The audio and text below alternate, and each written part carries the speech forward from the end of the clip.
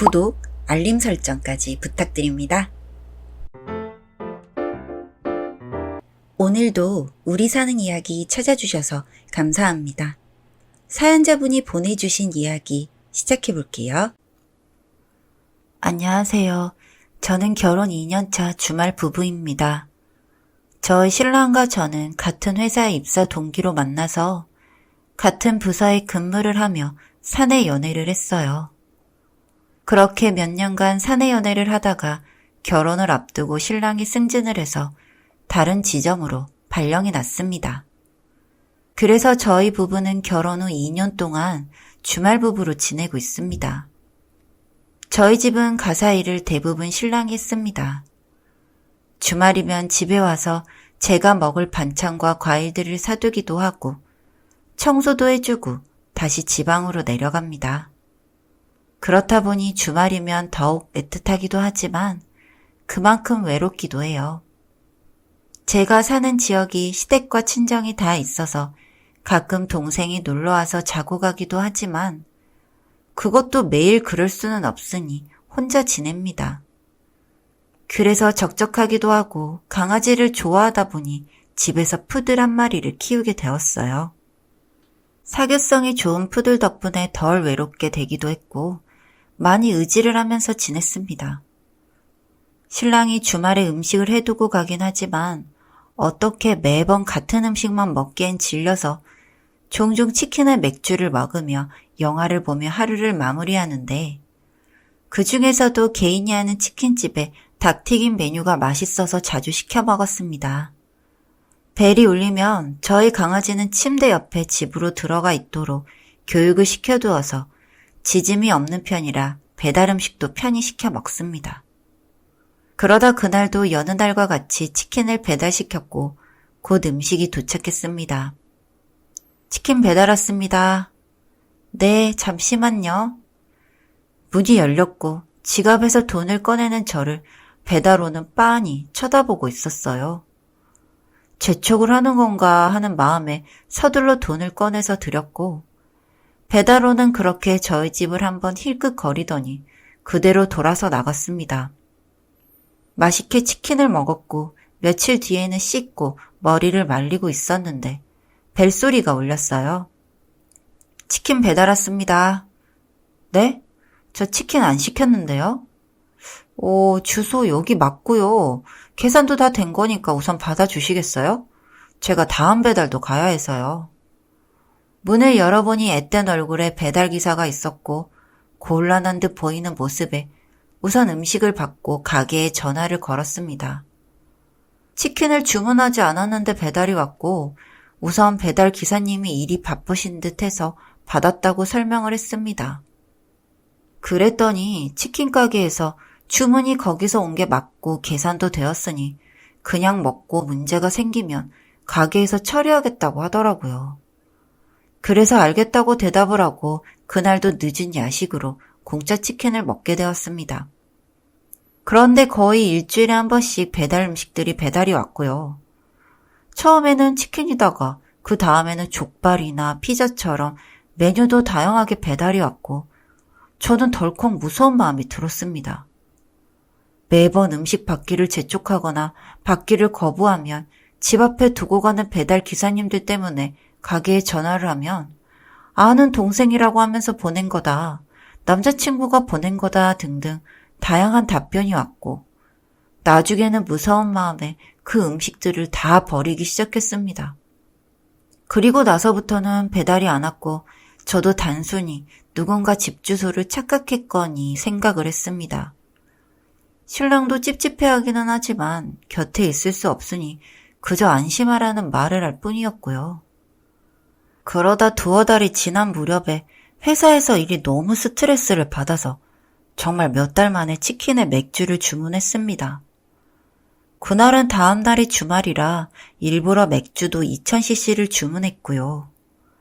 띵동 하는 소리와 함께 저는 나가서 치킨을 받고 계산을 했습니다. 그리고 그 배달기사는 멀뚱히 서 있더라고요. 감사하다는 말과 함께 문을 닫으려 했는데 갑자기 배달기사가 저를 바닥에 밀쳤습니다.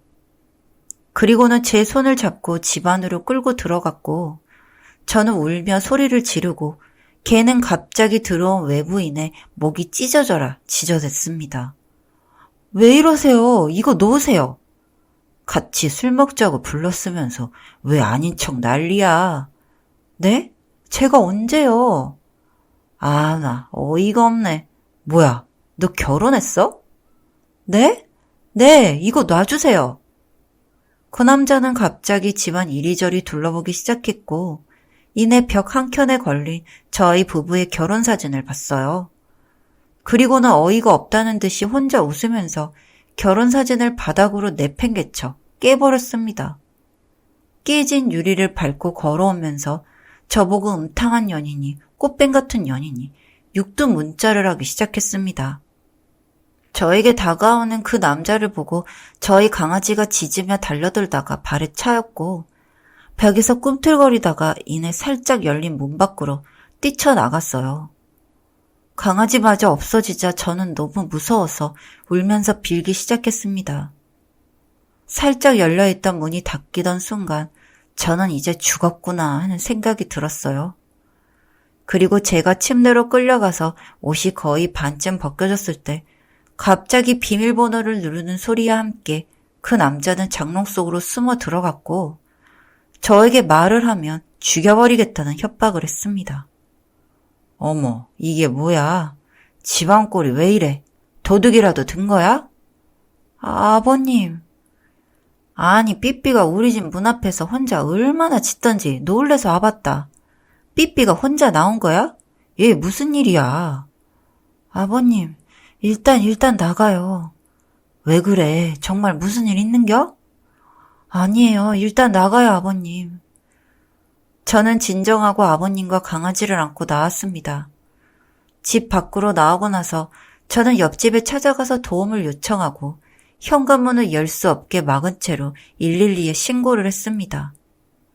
신고를 받고 출동한 경찰은 이내 집안에서 나오려고 난동을 부리던 괴한을 잡았고 그 얼굴을 보고 시아버님은 경악을 했습니다. 영락아, 니 여서 뭐하노? 형, 네가 우리 며느리 집에 들어갔다는 금마가? 아니, 전현이 날 꼬셨다고. 그런데 갑자기 정숙한 척을 하잖아, 발정난 년이. 아이, 미친 새끼가 아직도 정신을 못 차리고.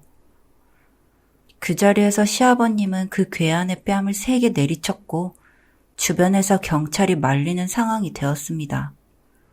정말 어처구니가 없게도 저희 집에 침입한 그 괴한은 제 중학교 시절 교과목 선생님이었던 사람이었는데 물론 저는 기억도 나지 않습니다. 그리고 동시에 그 사람이 시아버님의 동생, 그러니까 신랑의 작은아버지죠. 젊어서 교직에 있을 때 성추행을 하게 되면서 퇴직을 하게 되고 그날 이후로 가족들이랑도 거의 연이 끊기다시피 지내왔다고 합니다. 저희 집에 처음 배달을 오던 날 알바생이 없어서 직접 배달을 오게 되었고 단숨에 제자였던 절 알아봤다고 합니다.